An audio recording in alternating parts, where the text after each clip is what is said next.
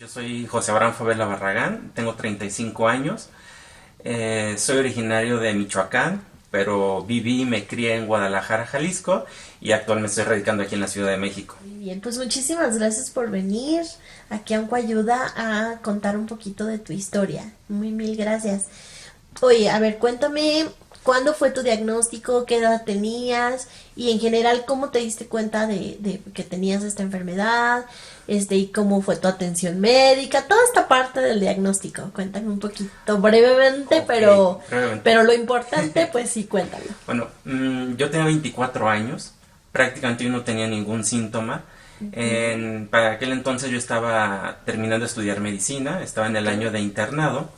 Entonces fue como un poco chistoso porque yo estaba un día de guardia en el hospital, habíamos tenido mucho trabajo y como para las 7 de la noche, hubo un momento que me sentí como mareado.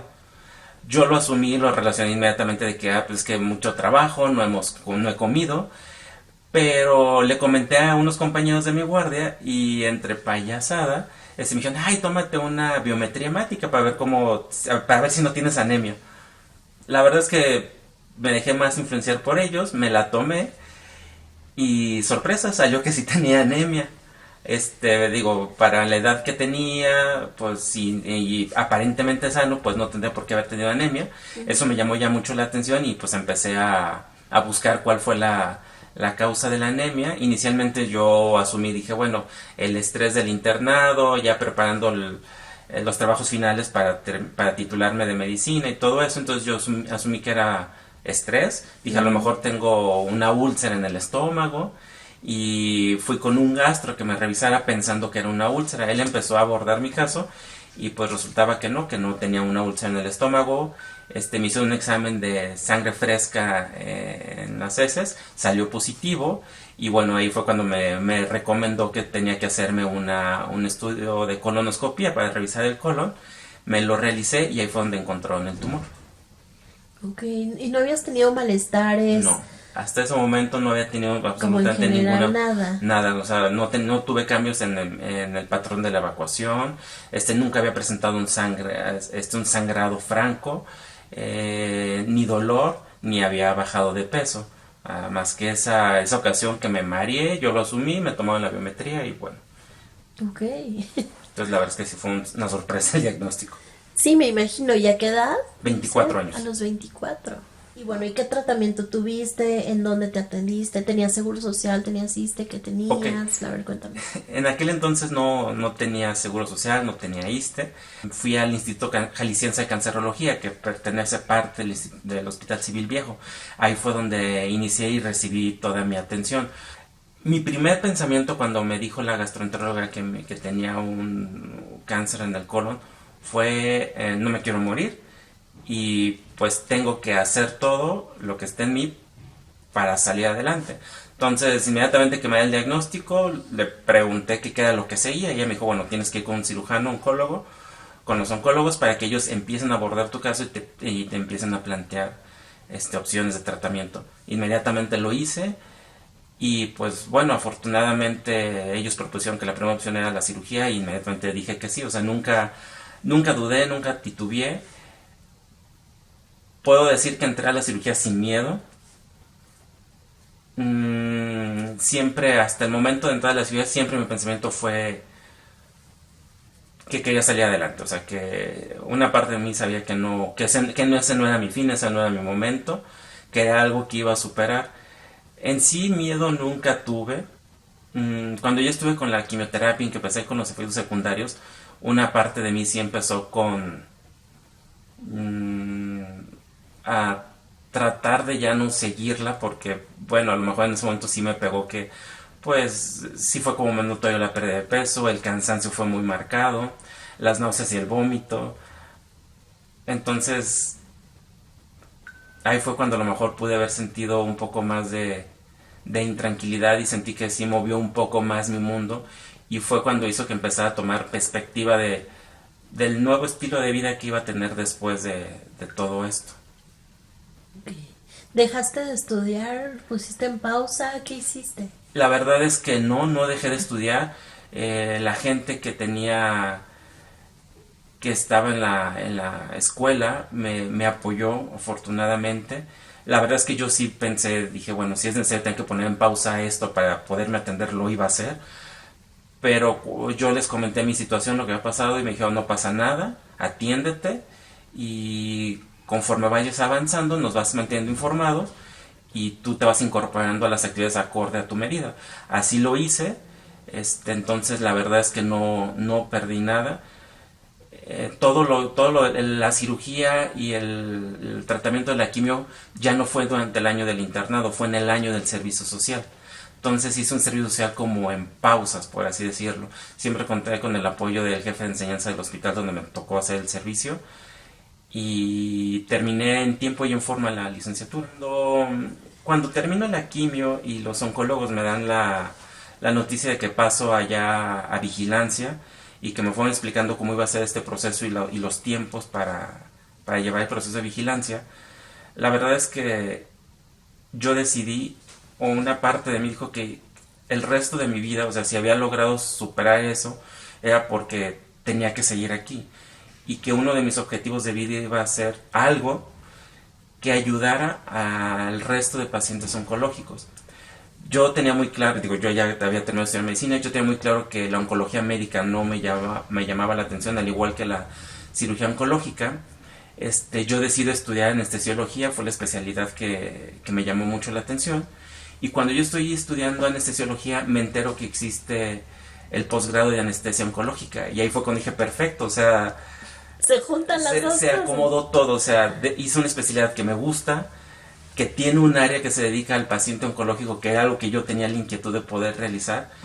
Y terminé la especialidad, hice trámites para hacer el posgrado en el Instituto Nacional de Cancerología, me aceptaron, hice el posgrado y al finalizar mi posgrado en el mismo Instituto Nacional de Cancerología hubo la oportunidad de quedarme a trabajar ahí en el instituto y bueno, acepté y pues actualmente llevo 5 años trabajando en el Instituto Nacional de Cancerología.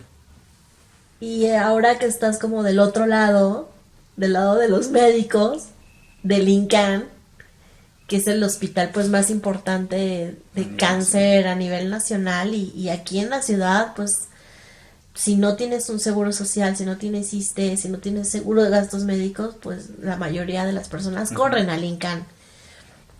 ¿Qué es estar ahorita para ti del otro lado y a cuántos años que eres sobreviviente? 11 años de sobreviviente llevo. Wow. Entonces, a 11 años, ¿cómo vives ahora estar del otro lado? Bueno, es algo que a mí me apasiona. Escuchamos el dicho de que tu trabajo te tiene que gustar y si te gusta tu trabajo no lo vas a hacer con trabajo. Afortunadamente es mi caso. Me apasiona ser un anestesiólogo porque siento que tengo la oportunidad de poder ayudar a cada uno de sus pacientes. Yo creo que todo paciente que tiene el diagnóstico de cáncer, uno de sus pensamientos es luchar para buscar una cura, alcanzarla. Entonces, cada paciente que me toca darle un manejo anestésico, lo veo como que voy a ayudar a que ese paciente pueda alcanzar ese objetivo. Para mí cada paciente es un reto y es una oportunidad de poder cumplir eso. Es algo que me gusta, es algo que me apasiona, por lo cual siempre trato de mantenerme actualizado en todo este ámbito de la oncoanestesia. Y también actualmente tengo la oportunidad en el instituto de ser profesor adjunto del posgrado. Entonces todos los nuevos residentes que llegan con nosotros para entrenarse en el manejo de la anestesia oncológica, tengo la fortuna de trabajar con ellos, de guiarlos, de ayudarlos a formarse. Y también otro de los proyectos que tengo dentro del INCAN, a nivel internacional existe algo que se llama protocolos de recuperación acelerada, que son protocolos que van encaminados a todo aquel paciente que va a ser llevado a cirugía, cuáles son las recomendaciones que se tienen que hacer para ayudar a que el paciente tenga el menor impacto posible de la cirugía, el menor impacto posible de la anestesia y ayudar que después de la cirugía el paciente se recupere. Es tan ambicioso este tipo de proyectos que tratamos que el mismo día de la cirugía de colon, en la noche el paciente ya esté empezando a tomar líquidos. Eso es algo muy importante porque rompemos el paradigma anterior de que te operaban del colon, tenían que pasar 7 días para que pudieras empezar dieta. ¿Cuál sería la clave para tener una buena comunicación con el médico o poder romper esta barrera o no sé? Bueno, yo creo que de entrada todos los que estudiamos medicina nos damos cuenta que durante nuestra formación no existe una materia que vaya encaminada a cómo trabajar esa relación médico-paciente. Nos enfocamos en materias de farmacología, de cirugía, medicina interna. Y esta relación médico-paciente pues uno la va desarrollando conforme va teniendo contacto hospitalario. Sobre la práctica la vas formando. Algo que yo creo que tenemos que tener en cuenta todos los médicos es que pues somos humanos y tratamos humanos. Al paciente se tiene que tratar como tú quisieras ser tratado si estuvieras recibiendo la atención. Entonces yo siempre digo, si yo quisiera que a mí me hablaran en un tono amable, pues a mis pacientes les voy a hablar con un tono amable. También otro problema que a veces caemos los médicos es de que estamos tan acostumbrados a manejar muchas palabras tan técnicas dentro del ambiente médico que así es como nos terminamos expresando. Y a veces los pacientes no nos entienden. Nada. Entonces yo siempre les digo, hablar con el paciente es válido, usar palabras, las que sean necesarias para que el paciente le quede claro cómo es, o le quede claro la información, desde sobre su diagnóstico y qué es lo que se le van a hacer. Siempre, siempre, siempre un paciente bien informado es un mundo de diferencia entre el paciente bien informado y el paciente no informado. Ayuda a controlar los miedos, ayuda a controlar el estrés, ayuda a que sean mucho más cooperadores o más participativos. Incluso hay un nuevo término que se trata en la medicina de empoderar al paciente. A final de cuentas, el médico somos solamente las guías. El que nos va marcando la pauta de si se va a tratar, no se va a querer tratar y dar continuidad a su manejo siempre va a ser el paciente. Claro. Permitir que el paciente pregunte lo que tenga que preguntar. Esa es otra cosa muy importante. Siempre hay que darle ese espacio al paciente donde hagamos la pregunta, ¿quedó claro?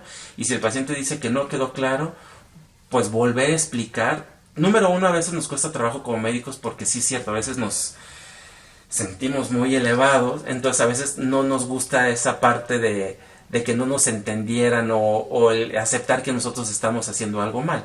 También hay que reconocer que si un paciente no se entienda fue porque pues no logramos explicarnos de la manera adecuada hacia ese paciente. Entonces reconocer que no lo logré, entonces tener que volver a invertirle tiempo, usar alguna técnica, usar dibujos en una hoja de papel o usar algún material didáctico en la computadora con imágenes para que el paciente le quede claro su enfermedad, le quede claro sus tratamientos que va a llevar, llámese cirugía, llámese quimioterapia, llámese radioterapia.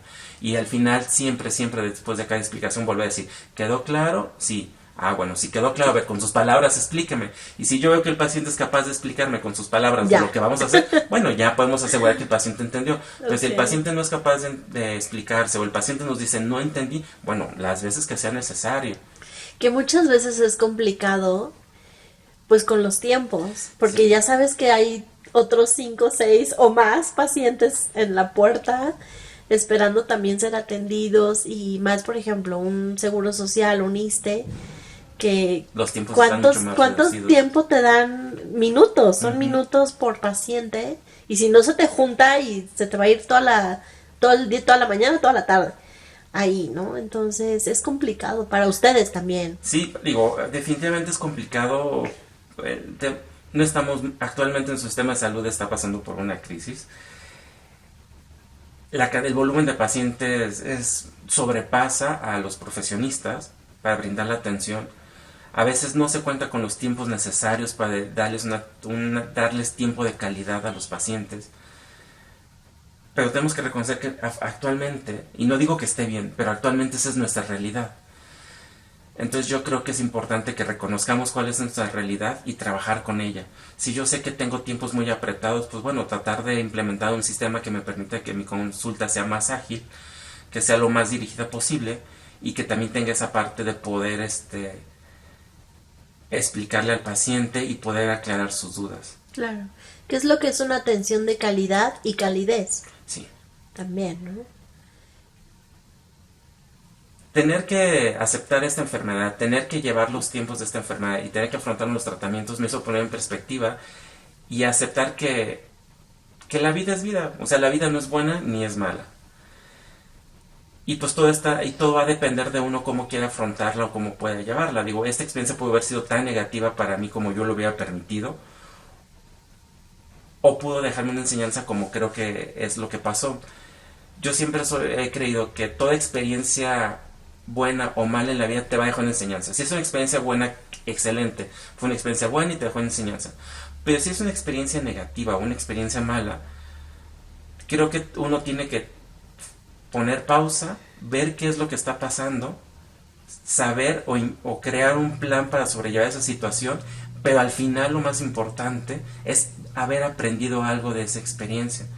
Si al final tú realmente aprendes algo, pues esa experiencia a través de tu vida ya no va a ser mala, porque te dejó una enseñanza, valorar cosas, hacer cambios en tu estilo de vida, en formas de pensar o formas de comportarte, de actitud. Entonces, ¿qué es lo que me ha enseñado a mí? Pues número uno, que la vida simplemente es vida, ni es buena ni es mala, va a depender como yo quiera sobrellevarla. Me hizo a tratar de empoderar aquello que vale la pena tenerlo en primer lugar, y aquellas cosas que no lo valen, pues no darles esa importancia, no enojarte por cosas que a final de cuentas son intrascendentes. Me hizo valorar muchísimo a mi familia. Afortunadamente tuve el apoyo de toda mi familia, de mis papás, de mis hermanos, de mis tíos, de mis primas y también de mis amigos. La verdad, para mí fue un camino que nunca estuve solo, siempre estuve acompañado por personas que me querían, y me hizo valorar eso, o sea, que las personas que te quieren van a estar ahí siempre, en el momento que sea, bajo la circunstancia que sea, y me hizo saber valorar eso y saber que también estaba en mí poder ser recíproco con ellos cuando lo necesitaran, poder apoyarlos, y era como la forma de agradecerles lo que ellos hicieron por mí en su momento.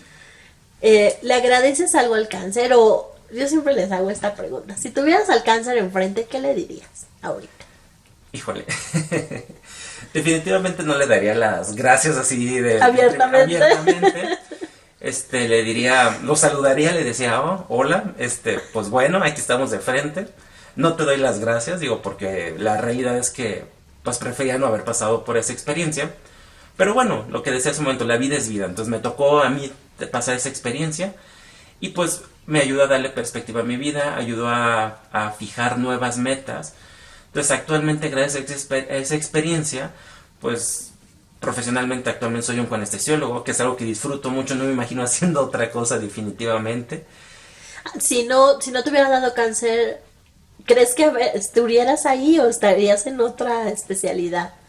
La verdad es que yo creo que no. Digo, había otras especialidades que me llamaban la atención, nefrología, medicina interna, gastro. Había otras áreas que me llamaban la atención antes que la anestesia y la oncoanestesia. La verdad es que yo creo que estoy aquí, o sea, soy un anestesiólogo por la experiencia que tuve. Es un objetivo de vida, es como mi forma de querer agradecer el que yo actualmente soy sobreviviente. Entonces creo que tengo ese compromiso de vida, tener que ayudar a otras personas en ese sentido, poder tratarlos bien como yo fui tratado. En... Tienes 5 años entonces en el INCAN. Sí. ¿Hay algún caso que hayas visto que te haya tocado así y que te movió? ¿Algún caso que recuerdes así que digas, ay, este caso estuvo súper difícil, complicado, y que te tocó vivirlo, digo, antes de la parte de la anestesia, pero un caso que te haya dejado marcado o algo? Bueno, emocionalmente recuerdo muy claro un caso. Era cuando yo estaba dentro de mi año de formación del posgrado en ciencia oncológica. Me tocó darle una sedación a una paciente que iba a recibir braquiterapia. Y bueno, en el interrogatorio de que señora viene en ayuno, quién es su familia que la está esperando afuera, pues la señora, bueno, o más bien me terminé enterando que la situación de vida de esta persona. Y pues era una mujer que al momento que le hacen el diagnóstico de cáncer cervicouterino, el esposo la abandona, dejándola con sus hijos pequeños. La hija más grande tenía 12 años. La señora no tenía ningún familiar que la pudiera apoyar. Entonces cada vez que la señora iba al instituto a recibir sus tratamientos de braquiterapia, pues a la hija se llevaba a la hija de 12 años, el cual ese día pues la niña no iba a la escuela, no permiten entrar menores al hospital, entonces la niña se tenía que quedar afuera en la calle hasta que su mamá saliera del tratamiento. Y pues bueno, aparte vivían lejos del instituto, entonces entendía la preocupación de la señora de que aparte de que tenía todo el agobio de tener que estar enfrentando la enfermedad ella sola, el pendiente enorme que tenía que su hija de 12 años no la había llevado a la escuela ese día porque la iba a acompañar, que era su familiar responsable a una menor de edad y que no había desayunado. Entonces en ese momento cuando yo me terminé de enterar de toda esa situación sentí una sensación horrible, casi se me salía la lágrima.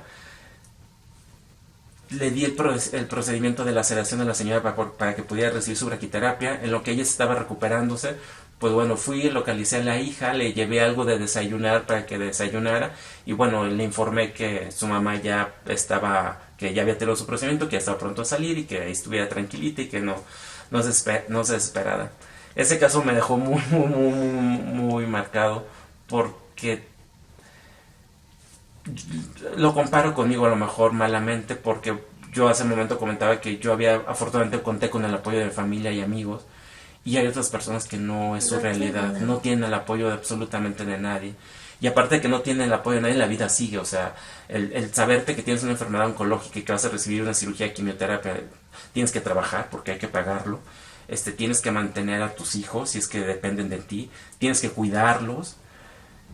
La vida no entra en pausa nada más porque te diagnostican cáncer. La vida sigue y uno tiene que saber organizarse para llevar todo eso. Y aquellas personas que están solos, mi mayor respeto y admiración, de verdad. Otro caso que... Te iba a decir, hay muchísima gente que se aleja, ¿no? Muchísima gente que no sabe cómo reaccionar o cómo ayudarte y prefieren alejarse cuando te diagnostican cáncer. Entonces, y yo lo digo muchas veces en cuestión de pareja, ahorita que lo mencionas, o el cáncer llega a unirte o te llega a separar. Sí. Y he visto muchos casos así, donde más en cáncer cervicuterino o cáncer de mama, la pareja, el marido, el novio, termina alejándose. Muchísimo, muy común. Y creo que es una situación compleja. Tampoco me atrevería a juzgar a esas personas que abandonan. Y creo que sí es completamente una situación muy compleja sobrellevar toda esa situación. La comunicación es muy importante para poder ayudar a sobrellevar todo esto. Y desafortunadamente, bueno, pues hay personas que les toca que deciden abandonar este tipo de pacientes que están enfrentando la enfermedad y bueno, pues qué triste que eso pase. A ver, cuenta. Bueno, otro caso que a mí me tiene muy marcado y es completamente personal y voy a empezar diciendo que a todas las personas que les diagnostican cáncer, quitarnos completamente de la mente de que cáncer sea sinónimo de muerte. Actualmente eso no pasa. Yo soy prueba de ello, me diagnosticaron con cáncer, llevo 11 años de sobrevida después de la enfermedad. Pero bueno, una experiencia completamente personal. Yo soy el mayor de 4 hijos. Uno de mis hermanos menores, él ya falleció por cáncer de colon. Él empezó con sintomatología, él sí empezó con sangrado macroscópico y empezó con dolor y él prefirió callarse, teniendo completamente toda mi experiencia, todo lo que a mí me tocó vivir, cómo fue el diagnóstico, cómo fue el tratamiento. Nunca voy a lograr entender qué fue lo que pasó por su cabeza. Tenía los síntomas y nunca fue al doctor. Tenía los síntomas, que sabía que tenía el antecedente directo de que su hermano mayor había tenido cáncer. Él simplemente decidió callarse. Yo muchas veces confronté a mi hermano en ese sentido porque en su momento para mí fue me invadió un enojo muy grande de decir, oye, sabes, tuviste mi experiencia, sabes que hay una carga genética muy importante, ¿por qué te prefieres callarte? Es algo que nunca voy a poder saber, es algo que nunca decidió contestarme, siempre cayó. Desafortunadamente, cuando mi hermano ya empezó con la sintomatología más marcada, que fue dolor, que era un dolor que no lo dejaba ya ni dormir, que fue que él decidió comentarnos a mis papás y al resto de nosotros que algo estaba pasando. La verdad es que inmediatamente cuando nos dijo eso, lo que primero que todos pensamos, bueno, hay que descartar que no tengas cáncer. Desafortunadamente sí tuvo, él lo diagnosticaron ya en una etapa avanzada, recibió tratamiento, recibió cirugía, pero bueno, el cáncer ya no fue suficiente lo que se hizo. Esto me deja de experiencia, y creo que deja de experiencia para todas las personas, que nunca hay que callarnos. El cáncer diagnosticado en etapas tempranas es completamente curable. Es un mundo de diferencia tratar un cáncer en etapas tempranas a un cáncer avanzado.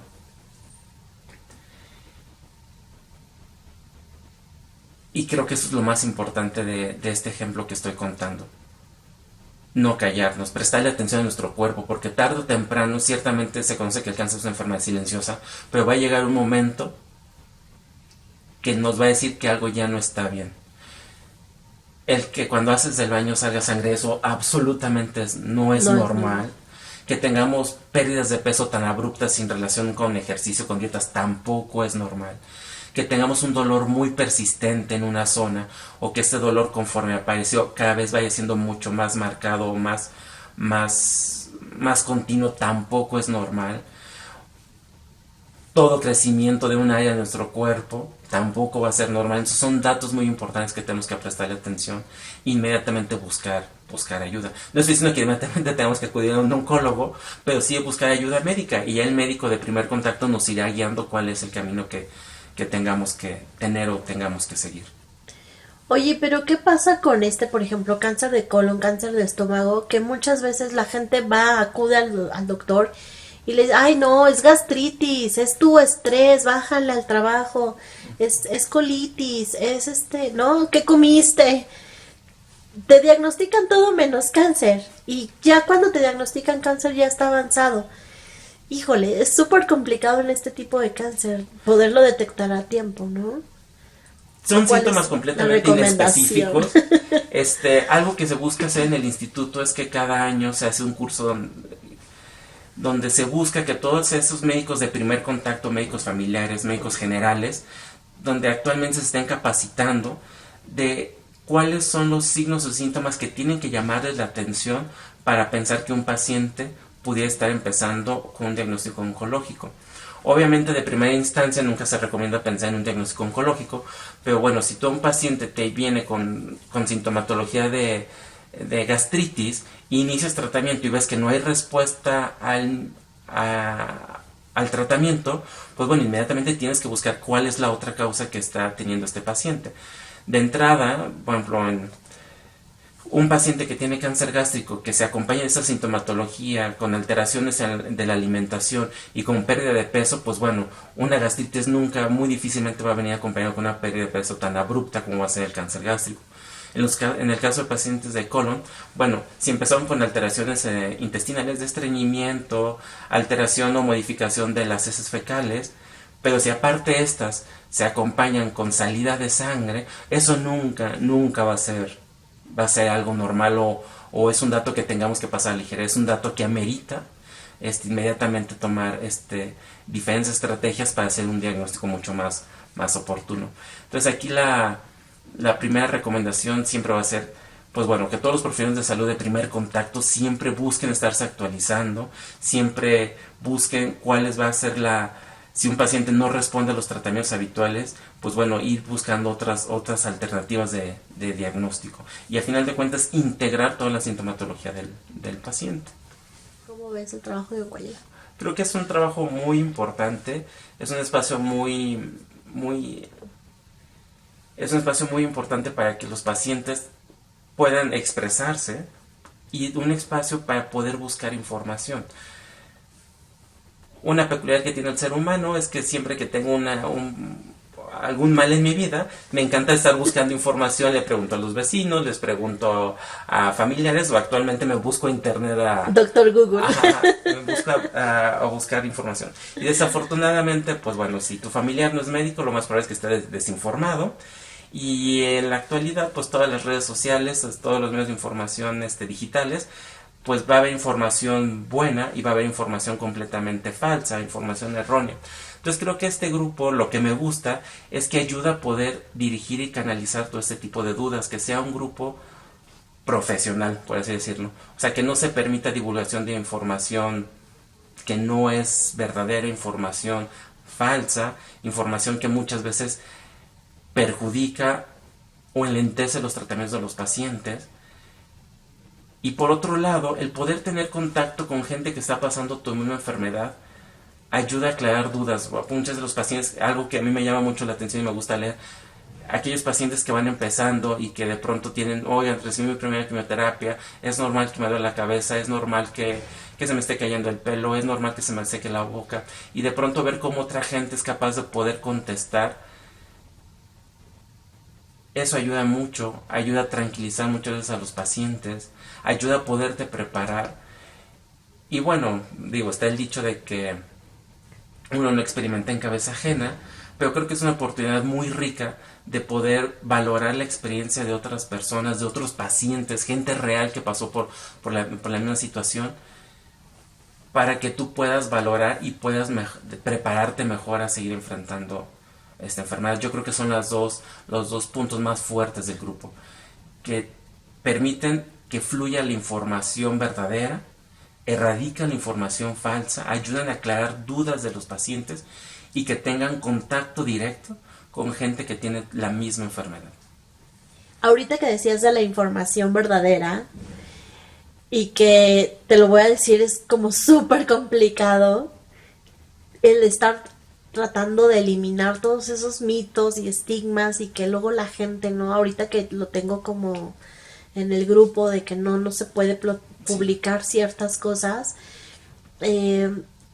¿cómo tú recomiendas o cómo lidiar con toda esta que ya sabes, ¿no? No falta la tía, la vecina, el amigo que tómate este remedio, el tecito, la uña de gato, el no sé qué de alacrán, el tal producto que es súper bueno y lo anuncian en la tele y que no, o sea, tú y yo sabemos que no va por ahí, entonces, híjole, es un tema muy complicado, a mí me da dolor de cabeza, cada que veo yo, no, por favor. Sí, es un tema muy, muy, muy complejo. Número uno, porque el paciente siempre busca la cura, el paciente siempre tiene anhelo de una cura. Y desafortunadamente un pensamiento para tratar de alcanzar esa cura es el pensamiento mágico. Todo mundo quisiéramos el remedio mágico sencillo, sin efectos secundarios y que nos curara a la primer toma, ¿no? Eso por un lado. Y por otro lado, pues bueno, también hay personas que malamente juegan con este espacio, con esta necesidad de querer tener una respuesta mágica o rápida al tratamiento, y empiezan a surgir o empiezan a inventar diferentes tipos de tratamiento, que con imanes, que con agua alcalina, que con ciertos tecitos. Bueno, actualmente estando yo de los dos lados, de manera profesional puedo decir que no existe, desafortunadamente no existe un tratamiento mágico para esta enfermedad, no existe un tratamiento de una sola toma y ya estemos curados. Que tengan confianza y que se sientan seguros con su médico tratante. Eso es algo muy importante. Si nosotros logramos desarrollar ese lazo de comunicación paciente-médico, va a ser muy enriquecedor para todo el tratamiento de la paciente, médico y familiar, porque luego el familiar es el que no, pero tómate el té, pero tómate... Sí. Aquí es muy importante, número, ni el paciente ni el familiar caer en ese tipo de remedios. Hay cosas que no pasa nada, que las hagas, no interfieren, pero yo creo que lo más peligroso y lo más alarmante son cuando a veces se cae en el de dejar la quimioterapia, o dejar la radio o suspender la cirugía porque la vecina me recomendó tal té. Creo que eso es lo peor que puede pasar. Creo que todos quisiéramos encontrar el tratamiento mágico. Yo siempre les digo a los pacientes, ok, coméntame qué tratamiento tú escuchas que te genere inquietud. Y si ese tratamiento no interfiere con tu quimioterapia, con tu radioterapia, con tu cirugía, siempre decir, bueno, adelante, hazlo, quítate la espinita, quítate la inquietud de experimentarlo, de vivirlo, pero no suspendas la quimio, no suspendas la radio. Y creo que uno como paciente tiene la obligación de informarse en su enfermedad. Y siempre que caiga en nuestras manos publicidad o información sobre algún manejo, tengo siempre buscar la veracidad de esta información. Que esta información tenga un sustento, tenga el respaldo de una institución seria, llámese un instituto nacional o un hospital de prestigio o una universidad de prestigio. Pero aquella información que no tenga un autor, que no tenga la referencia de dónde salió esa información, híjole, duden muchísimo de esa información. Y si aún así es una información que a ustedes les causa incertidumbre si servirá, pues bueno, cuando tengan la cita con su oncólogo, pues exponérsela y que el oncólogo sea el que sea capaz de poder dirigirlos, de no, eso no lo hagan, no funciona. La verdad es que es muy triste ver que lleguen pacientes con tumores tan grandes y al momento de que uno los esté interrogando de qué fue lo que pasó para que llegue con nosotros con esa tumoración tan grande, es triste que muchas veces las respuestas sean, no, lo que pasa es que me habían recomendado tal pomada o tal té y me lo estaba haciendo. O por ejemplo, la verdad es que para mí es muy, muy triste por el paciente y me gana un sentimiento de coraje contra esa persona que lucra con ellos, de que les vende terapias de imanes o terapias de agujas, o lo que ahorita he escuchado que se ha puesto un poco más de moda, el agua alcalina. Y vamos, por ejemplo, voy a usar el ejemplo del agua alcalina. El estómago, todo el mundo sabemos y hemos escuchado que el estómago tiene ácido, es ácido clorhídrico lo que hay en el estómago. Entonces, el alimento, el agua, independientemente del pH que tenga, al momento que llega al estómago, se va a volver ácido. Por muy agua alcalina que tomemos, al momento que tenga contacto con los jugos gástricos, va a perder esa peculiaridad que tiene y se va a hacer completamente ácida. Aparte hay otros mecanismos en nuestro cuerpo que se encarga de siempre buscar un pH, entonces realmente el agua alcalina no tiene ningún beneficio. O la dieta alcalina. O la dieta alcalina, o sea, no. tampoco tiene un beneficio.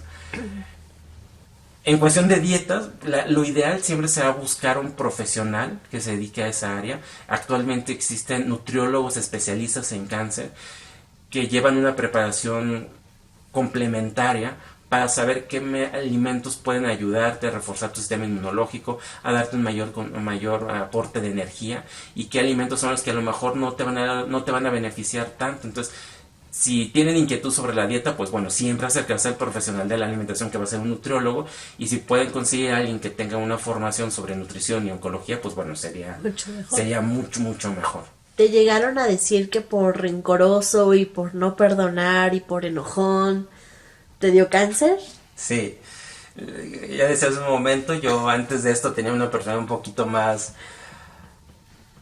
biliosa, más enojona, y sí, o sea, cuando empecé con todo esto, sí me dijeron, ya ves, por enojón, o tienes un rencor ahí, acumulado, te dio cáncer. Bueno, la realidad es que no da cáncer, pues definitivamente tener este tipo de sentimientos en cuestión de salud psicológica no es sano, o sea, definitivamente no es sano, pero que eso te conlleve a que desarrolle una enfermedad oncológica o un tumor, la verdad es que no.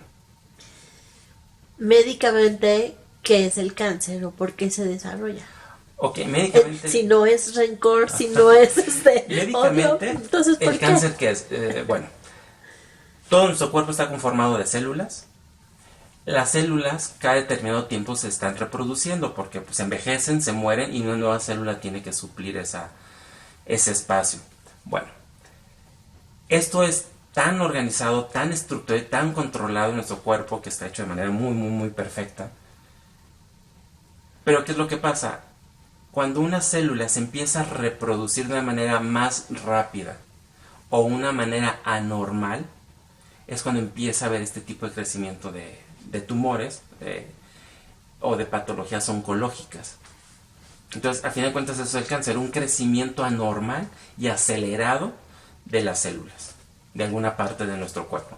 Llámese de la piel, del estómago, del colon, de los pulmones, del páncreas. de cualquier parte de su cuerpo nos puede dar prácticamente a un tumor. O en la sangre, que es O la en la sangre, leucemia. exactamente, que son las leucemias. Entonces es porque perdió esa célula, ese grupo de células perdió esos mecanismos de regulación de que se estén reproduciendo de manera a un ritmo, sino que pierden ese control y viene un descontrol de producirse rápido, rápido, rápido, rápido, rápido, y como se reproducen tan rápido, no maduran de manera normal. Son células inmaduras o células anormales en su morfología. Yo siempre les digo, pues, todos estamos hechos de células. ¿Sí? A cualquier persona le puede dar. Sí. Fumes, no fumes, hagas ejercicio, no hagas ejercicio, comas, o sea, tú puedes disminuir el riesgo a que te dé, o puedes disminuir el riesgo a ser diagnosticado, pero realmente a cualquier persona le puede dar, no hay reglas, no hay excepciones, No. cualquier persona le puede dar, y realmente yo estoy muy peleada con la palabra prevenir, o sea, porque, no sé, o sea, yo, a mi parecer, puedes disminuir el riesgo a que te dé, y lo que tienes que hacer es estar alerta para diagnosticarlo oportunamente. Sí. Hay mucha gente, hay muchas campañas que te dicen la mastografía para prevenir el cáncer, la mastografía es para detectarlo Sí. oportunamente. Entonces hay un juego de palabras ahí que a veces hasta confunden a la gente. Sí, yo creo que comparto completamente tu opinión. Creo que todas esas campañas que anuncian como prevenir, híjole, yo creo que no es prevenir. O sea, no es de que porque te haga la mastografía nunca te vaya a dar cáncer, sino simplemente detectarlo de manera mucho más temprana. Y lo que decíamos hace un momento, tratar una enfermedad oncológica de manera temprana a un estadio avanzado es un mundo de diferencia. Bueno, y siempre va a haber factores propios que va a tener la persona a través de su ADN y factores ambientales que van a ser si la dieta es obesa, si la persona es obesa, si haces ejercicio y qué es lo que come, lo que pueden precipitar que hay una expresión de... Es un factor de riesgo. Es un que se convierte en un factor de riesgo para que desarrolles la enfermedad. Y vuelvo a traer a colación otro ejemplo muy personal. Bueno, yo presenté un cáncer de colon a la edad de 24 años, donde actualmente eso no me salgo completamente de lo esperado. Actualmente el cáncer de colon se espera en personas mayores de los 40 años. Entonces que yo lo presenté a los 24 años siempre fue como un foco rojo que estuvo prendido a decir que algo no estaba bien, que tenía un componente genético muy importante. Bueno, pasó el tiempo, pude acceder a un asesoramiento genético. La genetista que me vio, pues bueno, primero hizo un interrogatorio personal, después hizo un interrogatorio de toda mi familia para crear el árbol genealógico, y después, en base a todo eso, ella decide hacer un estudio genético donde se me toma una muestra de ADN, se analiza para ver cuál es la mutación que tengo, y pues bueno, en mi caso se detectó cuál es la mutación que hizo que me predispone a tener cáncer. Y esto fue muy enriquecedor tanto para mí, porque sabía exactamente qué es lo que me predispone a tener cáncer, pero va más allá porque a mis hermanos, a mis otros dos hermanos y a mis papás se les realizó la prueba genética, pero ya exclusivamente de ese gen que yo tengo mutado. De mis dos hermanos, uno salió negativo, él no tiene la mutación, y mi hermano que sigue de mí sí tiene la mutación, pero actualmente a sus 33 años no ha tenido ningún síntoma de presencia de la enfermedad. Y eso que tanto en mi diagnóstico como en el diagnóstico de mi otro hermano que ya falleció, a él sí se realizó colonoscopías porque había que descartar. Entonces eso se vuelve muy enriquecedor y en él, y es completamente otro panorama, porque es alguien que ya tienes identificado que tiene un factor genético que lo va a predisponer al cáncer, y ahora sí que está en él, número uno, hacer diferentes medidas para prevenir la aparición, porque ahí sí se podría prevenir la aparición o el desarrollo de la enfermedad, y te norma conductas de qué hacer para forzosamente hacer la diagnóstica lo más temprano. Afortunadamente la medicina está avanzando en ese sentido, que yo creo que en un futuro vamos a poder, las pruebas genéticas van a ser mucho más accesibles. Son muy caras. Actualmente es un recurso muy caro, desafortunadamente en México no se hace. Y la importancia de la prueba genética es eso, saber si en ti está genéticamente tienes el factor que te va a disponer, que te dispone a tenerlo, y porque va a haber diferentes tipos de factores. Por ejemplo, el que yo tengo y el que tiene mi hermano es un factor que sí te pone en riesgo de desarrollar la enfermedad, pero no un riesgo elevado como algún otro tipo de mutaciones. Pero bueno, en el caso de mi hermano, si él ya sabe que tiene el factor, o sea, tiene esa mutación, y si sabe que pues disminuyendo la cantidad de grasas, haciendo ejercicio, tomando omega 3, tomando a lo mejor otro tipo de medicamentos pueda prevenir la expresión de este gen, pues es algo muy Le ayuda. importante, le va a ayudar completamente. Solamente en ese sentido actualmente podremos decir que el cáncer es prevenible.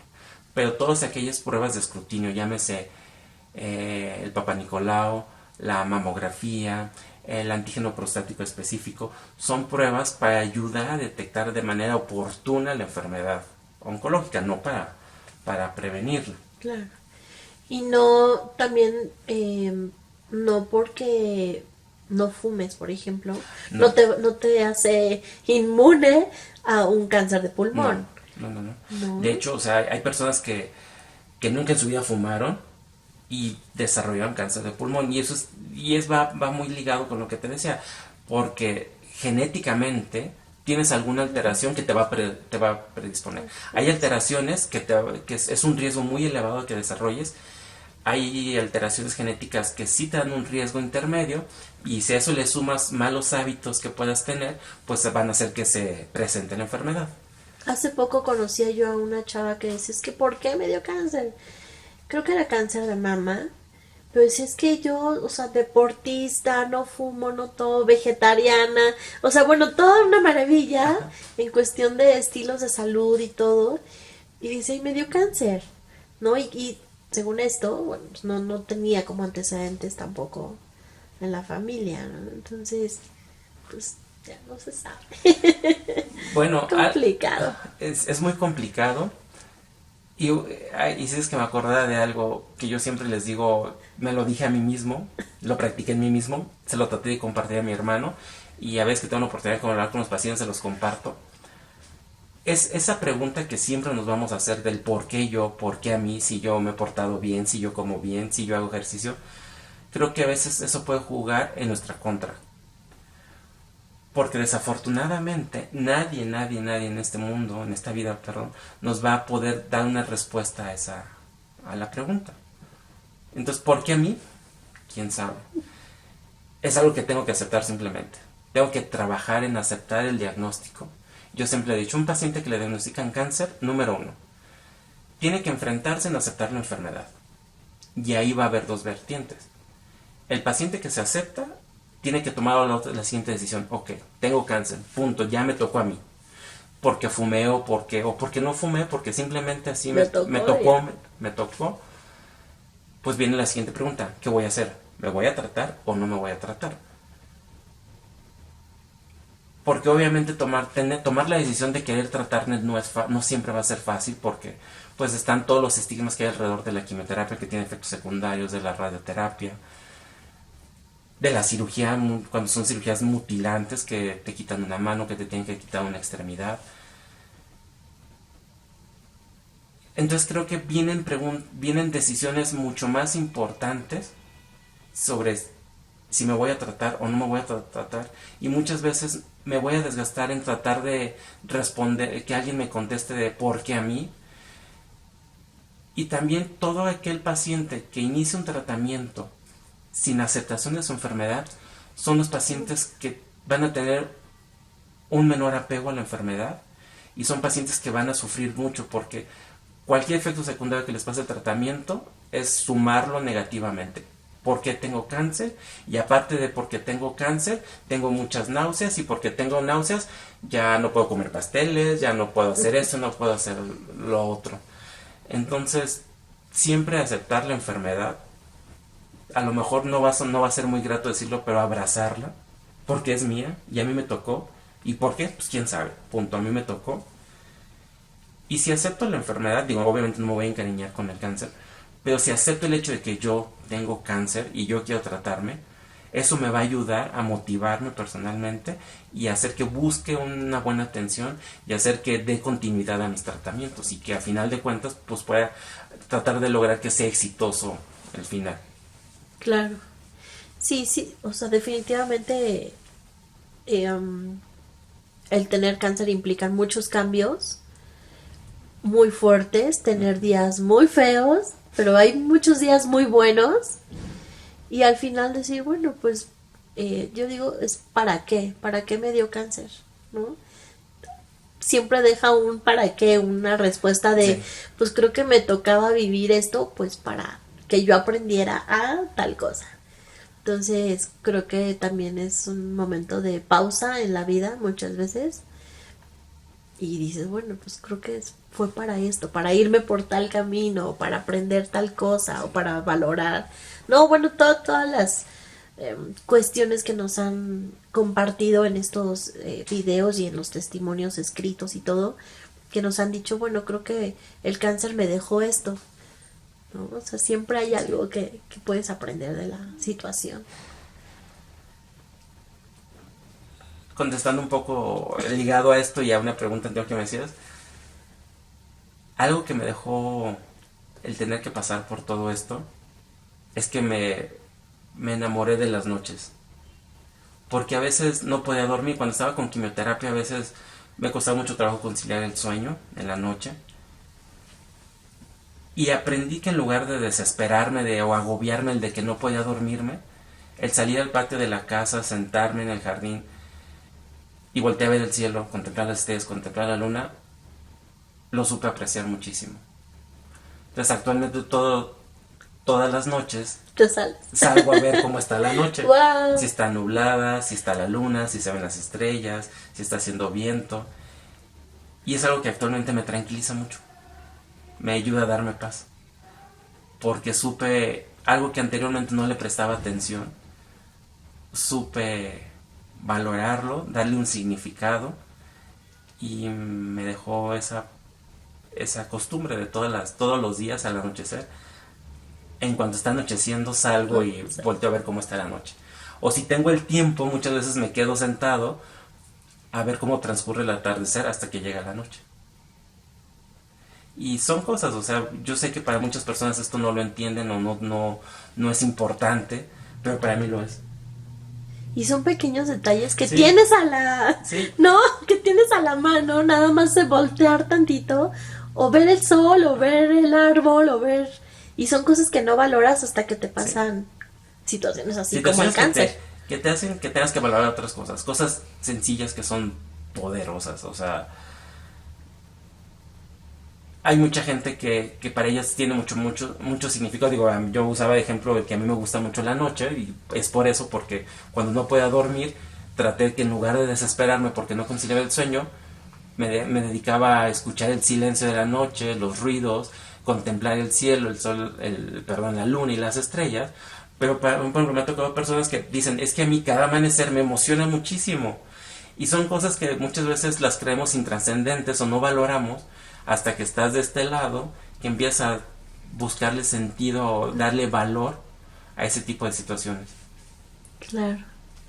Y que desespera mucho estar en el insomnio y estar dando vueltas en la cama y Sí. no poder dormirte. Pues mejor abre la ventana y Sí. asómate a ver qué puedes encontrar, ¿no? Ay, pues muchísimas gracias. No, al contrario, muchísimas gracias por el Muchas espacio, por la gracias. oportunidad. Mm, Gracias por poder compartir mi experiencia. Para mí tiene mucho significado. Bueno, lo decía en su momento, el cáncer me llevó profesionalmente a ser un anestesiólogo, pero también creo que el actualmente ser sobreviviente me da el compromiso de poder apoyar a las personas que están pasando por esto y decirles que actualmente el cáncer no es una muerte, o sea, hay vida después del cáncer. Actualmente el cáncer es curable en etapas muy tempranas y te permite posterior a eso hacer una vida completamente funcional y bueno, pues yo soy prueba de ello. Entonces es lo cual quiero transmitir con este espacio o esta oportunidad que me puedes brindar. Claro, no, al contrario, muchas gracias. Sí, pues es brindar un poquito de esperanza y de que sí se puede y información, o sea, información es lo que hace falta, Mucho. muchísima. Pues muchas gracias. No, al contrario.